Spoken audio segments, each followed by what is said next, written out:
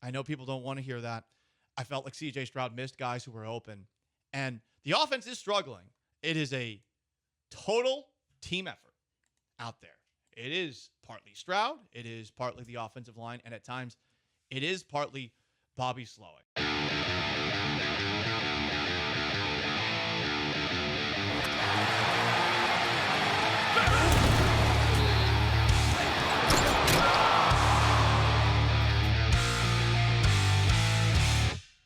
Oh boy, Bobby Slowik is really getting it over the last 24 hours. The grumbling is growing, and I am wondering if a rather hands-off ownership group, Joe, is sensitive to it. You got conspiracy theories abound. I saw both Landry Locker and Cody Stutes putting out polls asking if people still have faith in Bobby Slowik, the Texans offensive coordinator. Landry asks who would call plays if not Bobby Slowik.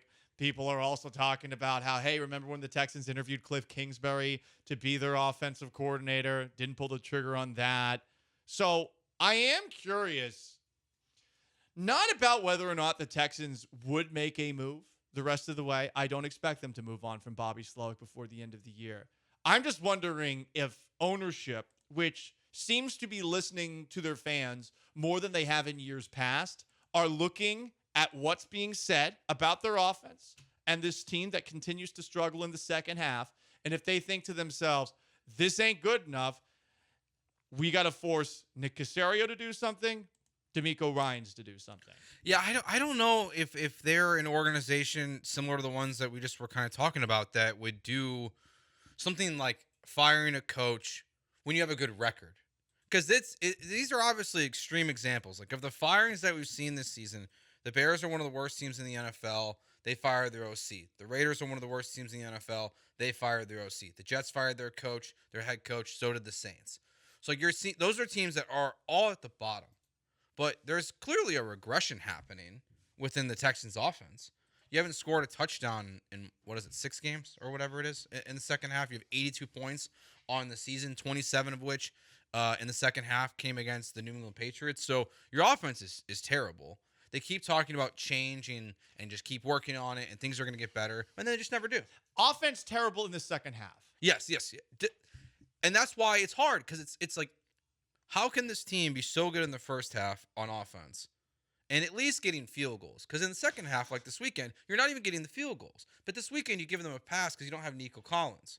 So you say, okay, at least one of those field goals, you can really easily argue would have been a touchdown if you had Nico Collins out there.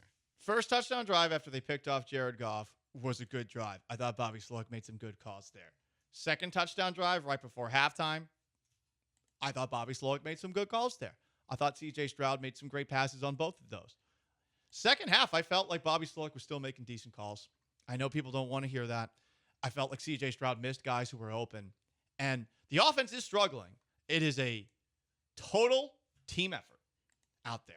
It is partly Stroud. It is partly the offensive line. And at times, it is partly Bobby Slowik. I think the fact that this is happening in the second half, which is when you close out games, does have the chance to potentially raise the eyebrows of Cal McNair, Hannah McNair running the ship. I would hope that they will remain hands-off. I think that's been one of the better elements of the Texans ownership. Also the fact that they are never afraid to spend. But I do not know what will happen because I think they have been listening to their fans a little bit more of late. And while I think that's good in some ways, that's not always a good thing. Yeah, you don't want to listen to the fans when it comes to football decisions. I mean, like you would have still had Deshaun Watson here. They would have dealt with the sexual assaults, and you would have had the worst quarterback in the NFL still on this team. And you wouldn't have Nick Caserio here as the GM. You'd have Omar Khan most likely from the Pittsburgh Steelers. But like, you don't want to listen to the fans about football decisions, right? Or let's be honest, any decisions, because Bobby Slowik might be dead. I mean, Bobby Slowik might have his head on a spike if some of the people online got their wishes.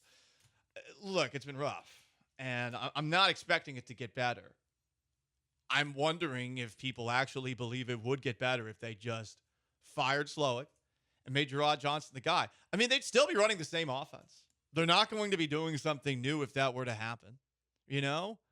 It's a very convenient fix, but I feel like very often in human history, people will throw something to the side that they don't like, and they don't really think about what's next. That's not to say that whoever's after Bobby Slowik would be worse, but he could be. 100%. Like I think if you were to make this drastic decision to fire Bobby Slowik, in which if CJ Stroud just gets the ball to Tank Dell on time and doesn't throw that pick, we're probably not having this conversation right now. We're not seeing all these polls about the future of Bobby Slowik. So like I think we're really having this just because of CJ right now. It would be irresponsible, in my opinion, to then give the play calling to a guy in Gerard Johnson who's never been more than a quarterback coach.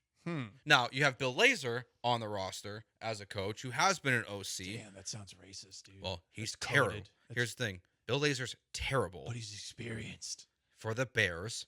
That was his last job in 2021. That's why Joe doesn't like him. Okay, that makes he sense. was the OC for the Bears for 2 years. It's a great name. You'd think he'd be better. I was gonna say such a great name. Such a great name for an offensive coordinator. It really too. is. Is Jonathan Gannon going to hire him if he's open? Oh. Pew, pew, pew.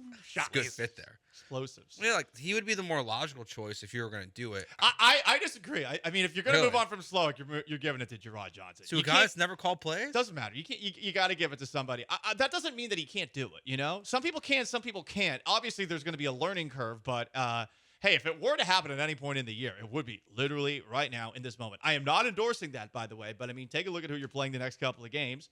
I know that the Texans like to say that everybody on the schedule is the same thing, but Cowboys stink. Jaguars and Titans stink. Stink. It's the preseason for the end of the season. I mean, right, exactly. so if you were going to do it, you're right. If there were a time to do it, it would be now. I am not endorsing that they actually go do it, but I know that there's a lot of people out there that see Shane Waldron getting canned as Bears offensive coordinator, and you're wondering, well, why can't this be us? And I'm curious if ownership listens to that. I think you would have to, and this would have been the week to do it because you have the extra day before the game on Monday Night Football. So you have the extra day. So if you're ever going to make a change, right now would be the time. I can't imagine they do it. They listen and do it now, but I don't think that this continues and Bobby Slowik's here next year, no matter what. I don't think Bobby Slowik is running this thing back after 2 years, in which year 2 was such a significant drop off. That to me is where the change really occurs. But if you're Nick Casario, even then, like you have to look at yourself in the mirror. You put together this offensive line, not Bobby.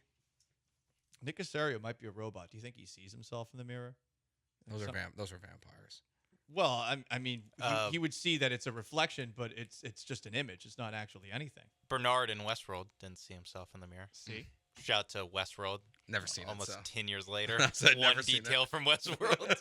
There were 2 good moments in season 1, but largely the show was, I felt, all over the place, and I did not return. Well, I did return for season 2, but I watched the first 2 episodes, and I was like, okay, yeah, it's just back. Season where 2, was. it was like, what if all the criticisms of season 1, what if we did more? Mostly more of it. More right. convoluted. And I mean, listen, Bobby Slowik next year, it could be the same thing in the eyes of some. I don't think it's definitive that he will be gone after this year. I really don't. Really? We'll see. Because I'm sure someone's going to look at Gerard Johnson and say, hey, man, that guy's good. So are you going to fire Bobby Slowik to keep Gerard Johnson?